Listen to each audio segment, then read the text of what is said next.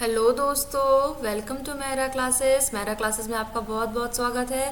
मैं हूं आपके हिंदी के एजुकेटर डॉक्टर अलका। जैसा कि आपको पता है कि एमपीपीएससी ने अपना एग्ज़ाम कैलेंडर जारी कर दिया है और अपने एग्ज़ाम कैलेंडर के साथ ही उसने अपना विज्ञापन भी जारी कर दिया है। हिंदी के पदों की संख्या 113 को लेकर ये नोटिफिकेशन जो आपके सामने भी दिख रहा है, इसमें एक पॉइंट पे मेंशन कर दिया है कि परीक्षा योजना एवं पाठ्यक्रम की जानकारी यथा समय आयोग की वेबसाइट पर उपलब्ध की जाएगी। चूँकि हमारे पास सिर्फ 6 महीने हैं पढ़ाई करने के लिए और इसके साथ ही हमें ये नहीं दिया गया है कि हमारा सिलेबस जो है वो क्या है, कैसा है, तो हम अभी ऐसे चुपचाप तो नहीं बैठे रह सकते। हमें तो अपनी तैयारी शुरू करनी है। तो हम अपनी जो तैयारी है वो जो असिस्टेंट प्रोफेसर का 2022 का सिलेबस है, हम 70% उसको लेकर चलते हैं। 70% इसलिए क्योंकि सेम टू सेम सिलेबस शायद ना रहे, थोड़ा बहुत स्पेसिफिक कुछ कुछ रचनाकार और उनकी रचनाओं को वो चेंज कर सकता है। जैसे कि हम मान लें कि अगर हमारा रीतिकाल साहित्य है या भक्तिकाल साहित्य है, इसमें स्पेसिफिक दिया गया है कि कबीर ग्रंथावली आचार्य हजारी प्रसाद द्विवेदी द्वारा संपादित, उनके पदों की संख्या 160 से 210 तक। हो सकता है कल को कोई और रचनाकार हो जाए या कबीर ग्रंथावली में से ही पद की संख्या 160 से बदल के कोई और संख्या दे दी जाए। जैसे कि आगे हम देखते हैं कि यहाँ हमारा क्या दिया है, रामचरितमानस के बालकांड में स्पेसिफिक गुरु वंदना, संत वंदना, जीव वंदना। हो सकता है रामचरितमानस का कोई और टॉपिक इसमें दे दिया जाए, कुछ और पूछ लिया जाए, या रामचरितमानस न दे के कुछ और पूछ लिया जाए। सूरदास का जो भ्रमर गीत है इसकी जगह कोई और रचनाकारों की कोई रचना आ जाए। रीतिकाल है, इसमें भी वही है, केशव की रामचंद्रिका से अंगद रावण संवाद दे दिया गया है, तो हो सकता है केशव की रामचंद्रिका से ही कोई और संवाद ले लिया जाए या केशव की जगह रचनाकार ही बदल जाए। लेकिन हमारा जो है रीतिकाल की सामाजिक, राजनीतिक, आर्थिक पृष्ठभूमि ये हमारा सेम रहेगा। रीतिकाल की प्रमुख प्रवृत्तियाँ क्या है ये हमारा रहेगा। रीतिकाल का मुक्तक एवं प्रबंध काव्य क्या है ये हमारा रहेगा ही रहेगा, ये हमारा बिल्कुल भी चेंज नहीं होने वाला है। रीति का बद्ध काव्यधारा, रीति सिद्ध काव्यधारा, रीति मुक्त काव्यधारा, ये तो हमें पढ़ना ही पड़ेगा। ये तो हम सिलेबस के हिसाब से नहीं बैठे रह सकते कि सिलेबस में तो ये आपको रहेगा ही रहेगा। नाम चेंजेस हो सकते हैं लेकिन ये चीज़ आपकी रहेगी रहेगी। तो हमें इस हिसाब से तैयारी करना है। चूँकि हम जल्दी तैयारी करेंगे तो हमारी ज़्यादा चीज़ें कवर होंगी, इसलिए हम अपनी तैयारी इस सिलेबस के 70% भाग को लेकर चलेंगे, जिसमें से हमारा रचनाओं को हम अभी नहीं लेंगे जो स्पेसिफिक, जैसे इसमें मैथिली शरण गुप्त की भारत भारती से अतीत खंड एवं साकेत खंड एवं सर्ग, ये स्पेसिफिक जो रचनाएं आपको दिख रही हैं हम इनको नहीं लेकर चलेंगे, लेकिन हम इनको लेकर चलेंगे कि आधुनिक काल की सामाजिक, आर्थिक, राजनीतिक पृष्ठभूमि क्या है, भारतीय जागरण क्या है, भारतीय हिंदू युग क्या है, उनकी प्रवृत्तियाँ क्या थी, प्रमुख कवि, उनकी रचनाएं, हम ये सब लेके चलेंगे। तो इस हिसाब से हम अपना सिलेबस कंप्लीट करने की कोशिश कर रहे हैं जब तक हमारा एमपीपीएससी के द्वारा ऑथेंटिक कोई सिलेबस अभी नहीं आ जा रहा। इसी हिसाब से काव्यशास्त्र में जैसे इन्होंने स्पेसिफिक दिया है लॉन्जाइनस का उदात्त सिद्धांत, विलियम वर्ड्सवर्थ का काव्य भाषा सिद्धांत। हो सकता है कल किसी और अन्य रचनाकारों की कोई और रचनाएं आ जाए, तो हम काव्यशास्त्र में पढ़ना पड़ेगा। काव्यशास्त्र क्या होता है, इसकी अवधारणा क्या होती है, हमें ये तो पढ़ना ही पड़ेगा, ये हम नहीं छोड़ सकते। भारतीय काव्य शास्त्र की अवधारणा, काव्य हेतु, काव्य प्रयोजन, शब्द शक्ति क्या है, रस संप्रदाय क्या है, ये तो हमें पढ़ना पड़ेगा। ये जो इसमें नया ये दिया है जैसे कॉलरिज का कल्पना सिद्धांत, ये चीज ये हमें नहीं पढ़ना पड़ेगा।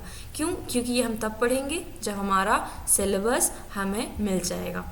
मध्य प्रदेश का हिंदी साहित्य, चूँकि हम मध्य प्रदेश असिस्टेंट प्रोफेसर का पेपर दे रहे हैं तो ये बहुत ही ज़्यादा इम्पॉर्टेंट हो जाता है कि एमपी के जितने भी हिंदी साहित्य से जुड़े रचनाकार हैं और उनकी रचनाएं हैं हमें वो पढ़नी ही पढ़नी है। हाँ, जो यहाँ दिखा, यहाँ स्पेसिफिक नाम दे के उनकी रचनाएं दी हैं, जैसे माखन लाल चतुर्वेदी और कैदी कोकिला बलिपंथी के लिए पुष्प की अभिलाषा। स्पेसिफिक, अब क्या माखन लाल चतुर्वेदी ने 3 ही रचनाएं लिखी, प्रमुख नहीं, उन्होंने अन्य रचनाएं भी लिखी।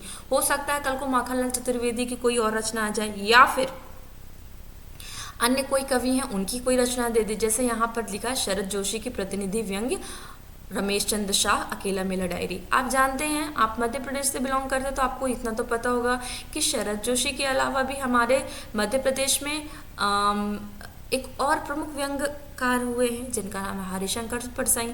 तो हो सकता है हमारा जो नया 25 का सिलेबस जो आ जाए 2025 का, उस पर शरद जोशी के अलावा या शरद जोशी को हटाकर हरिशंकर परसाई के प्रतिनिधि व्यंग्य दे दे। तो हमें ये दिमाग में अपने बिठा के रखना है कि क्या चीज़ चेंज हो सकती है और क्या चीज़ चेंज नहीं हो सकती।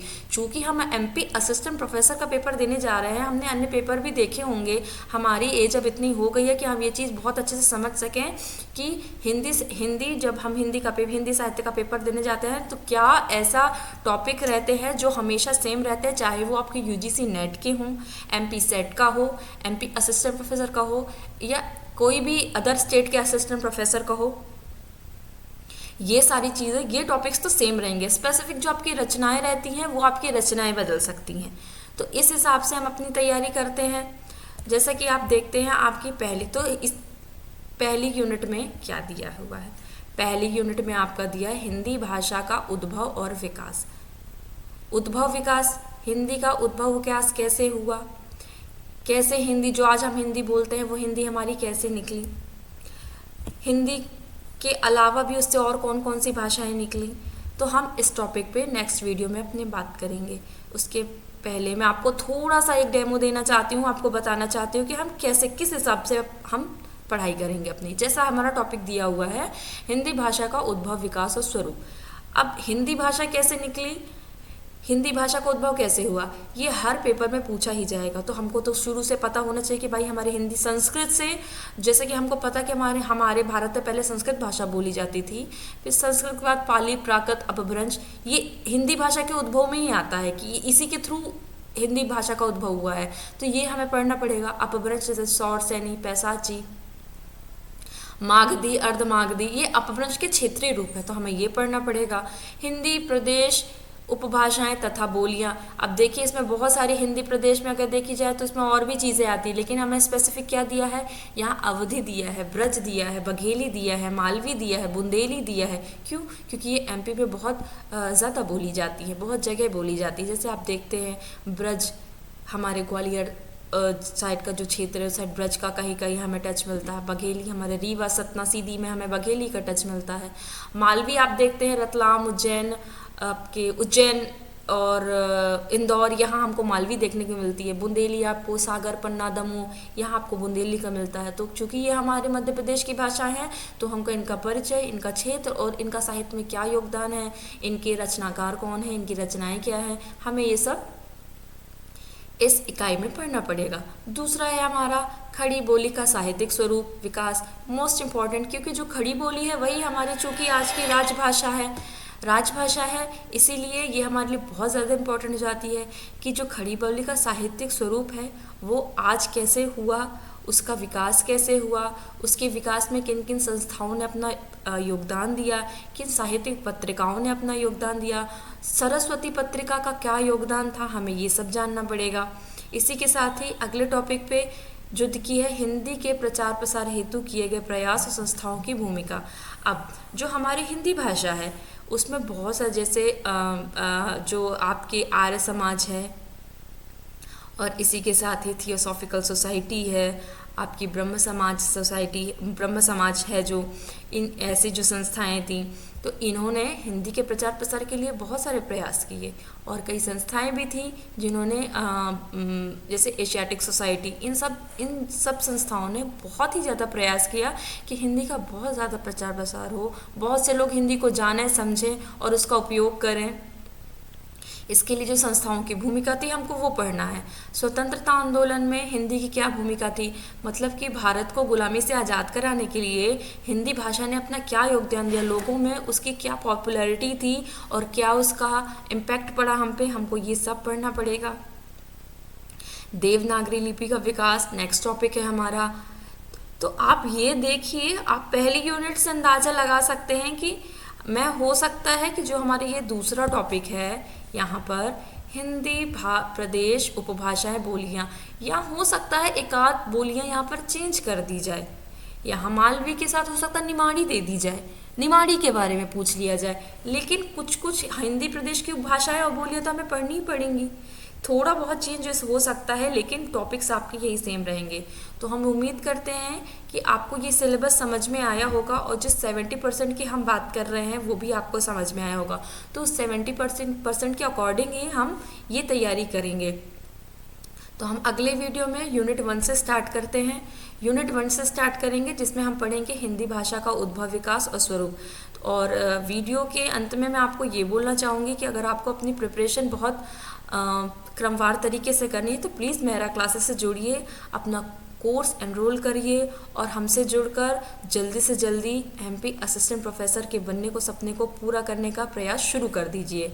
तो इसके साथ ही थैंक यू और अगेन हैप्पी न्यू ईयर।